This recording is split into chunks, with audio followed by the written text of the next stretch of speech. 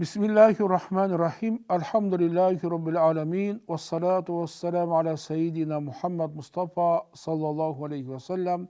Sümme amma ba'd. Esselamu aleyküm kıymetli kadirli көрермендер. Mana Ramazan ayında adam umutup tamak jep koysa, onun orazасы buzulmaydı. Onun оқасы жоқ. Al endi qatelesip tamak jese, onun orazасы buzulады. Bunun ne ayırmaşılığı var? Umutqanda бұл özür бар. Ол адам өзінің ораза екеніне қылды, ұмытып қалды. Сөйтті де ол тамақ жеді. Қателескенде, мысалға айтатын болсақ, күн батты деп ол тамақ жеді, ауыз ашты, қараса неған жоқ, күн батқан жоқ.